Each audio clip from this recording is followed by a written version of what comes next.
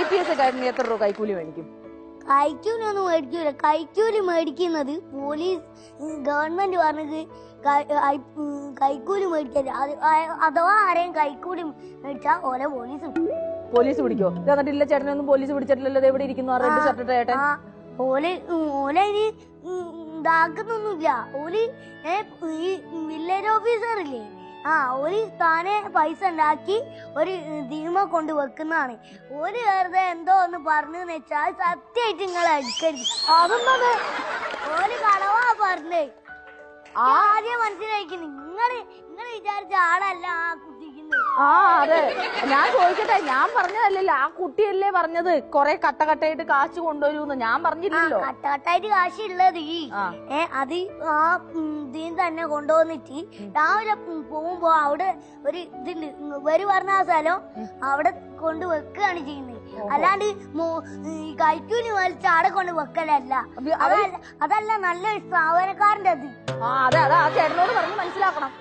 എന്റെ അടുത്ത് പറഞ്ഞിട്ട് കാര്യമില്ല. ഞാൻ കൈക്കൂലി മേടിക്കുന്ന ആളല്ല. കൈക്കൂലി മേടിക്കുന്ന ആളല്ല അവള്.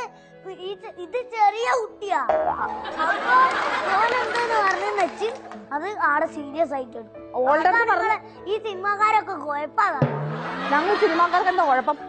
കുഴപ്പമെന്ന് പറയാന് ഇപ്പൊ എനിക്ക് കഴിയൂല. കാരണം അത്രക്ക് ഉണ്ട് നിങ്ങളെ കുഴപ്പങ്ങള്. എണ്ണി പറയാൻ പറ്റാത്ത കുഴപ്പങ്ങളാ സിനിമാക്കാർക്കുള്ളത്. ഞാൻ എന്താ ഇപ്പൊ ഇവിടെ ഉള്ള സത്യങ്ങളൊക്കെ അല്ലേ പറയിപ്പിക്കുന്നത്? ഞാൻ ആരെ കൊണ്ട് നുണ പറയാറുണ്ടോ? നിങ്ങൾ നേരത്തെ എന്തായാലും പറഞ്ഞത് സത്യം മാത്രം വെളിപ്പെടുത്തണോ? അങ്ങനെ അല്ലേ പറഞ്ഞേ? അതാണ് പറഞ്ഞത്. അപ്പൊ ഞാന് ഒരു വീട്ടിലാണ്. ഞാൻ എന്താ ആ സ്ഥലം ഒന്ന് മാറ്റിക്കൂടെ? ഇപ്പൊ ആ സ്ഥലത്തേടോ. അപ്പൊ ഞങ്ങള് സത്യം പറഞ്ഞു. അപ്പൊ ഞങ്ങളെ മാത്രം ന്യായമുള്ളത്. നിങ്ങൾ വല്ലപ്പോഴും വീട് മാറിക്കൂടെന്നല്ലേ ചോദിച്ചേ? നുണ പറയാൻ ഞാൻ പറഞ്ഞായിരുന്നോ? നുണ പറയാൻ ഞാൻ പറഞ്ഞില്ലല്ലോ. പറഞ്ഞായിരുന്നോ നുണ പറയാൻ? പറഞ്ഞു. എപ്പോ പറഞ്ഞു? നുണ പറയാൻ ഞാൻ പറഞ്ഞില്ല. ആ സ്ഥലം ഒന്ന് മാറ്റുന്നതായിരുന്നു നല്ലതെന്നാ പറഞ്ഞത്. നിങ്ങൾക്ക് അവിടെ നിന്ന് വീട് മാറാൻ പാടില്ലേന്നാ ചോദിച്ചത് ഞാൻ. അതിന്റെ അർത്ഥം ഞാൻ കണ്ടുപിടിച്ചു. അതിന്റെ അർത്ഥം അങ്ങനെ കണ്ടുപിടിക്കേണ്ട കാര്യമില്ല. അങ്ങനെ കണ്ടുപിടിക്കാൻ ഞങ്ങള് എന്താ കണ്ടുപിടിക്കുക. അത് ഞങ്ങള് വെളുപ്പെടുത്തേ. നിങ്ങൾ കരാട്ടക്കാരാന്നോ തോന്നിയതങ്ങ് വിചാരിക്കുവോ? വിചാരിക്കൂ. പിന്നെ അങ്ങനെ വിചാരിച്ച കൊള്ളത്തില്ലല്ലോ ഈ ചെറുപ്രായത്തില് തന്നെ. ചെറുവായോ വരുവായൊന്നൊന്നുമില്ല കരാട്ടയില്. കരാട്ട ഒരു സ്റ്റാൻഡേർഡാ. അതെനിക്ക് മനസ്സിലായി, നല്ല സ്റ്റാൻഡേർഡ് ആണെന്നുള്ളത്. ഈ കുട്ടിപ്പട്ടാളെന്ന് പറഞ്ഞ പ്രോഗ്രാം കാണാറുണ്ടോ? ഇതിനെ കുറിച്ചുള്ള അഭിപ്രായം എന്താ? ഇത് കുറച്ച് സ്റ്റാൻഡേർഡ് ആണ്. പക്ഷെ നിങ്ങൾ സ്റ്റാൻഡേർഡ് ആണല്ലോ. ഇച്ചിരി കൂടുതലായി പോയി. ഞാൻ നേരത്തെ തന്നെ പറഞ്ഞില്ല, ഒരു നെട്ട് കൂടുതലാന്ന് പറഞ്ഞില്ലേ? ഒരു നെട്ട് കൂടുതലായിരിക്കും. അതല്ലേ ഇവിടെ കൊതുക്കണേ ഒരു നെട്ട് കൂടുതലാവും. പൈസക്ക് വേണ്ടി ഇവരിങ്ങനെ അധ്വാനിക്കുന്നു.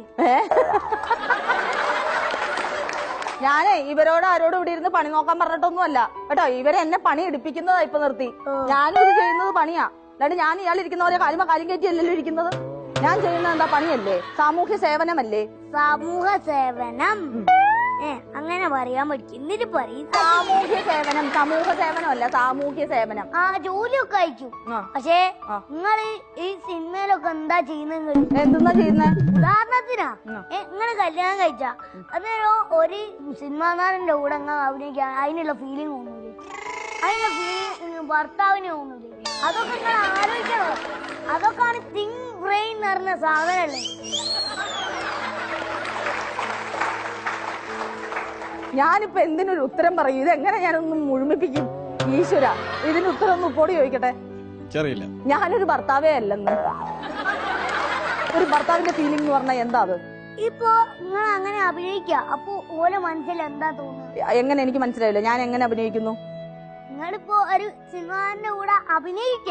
ഞാനൊരു സിനിമാ നടന്റെ കൂടെ അഭിനയിക്കുന്നു. അപ്പൊ ഓല എന്ത് വിചാരിക്കും? ഇഷ്ടാണെന്ന് വിചാരിക്കൂലേ? അന്നേരം ഓൾക്ക് വിഷമം തോന്നൂലേ? അന്നേരം ഒരു പിരിയൂല. അങ്ങനെയുള്ള കാര്യങ്ങളുണ്ട്, പല കാര്യങ്ങളുണ്ട്. എന്ത് വിഷമം?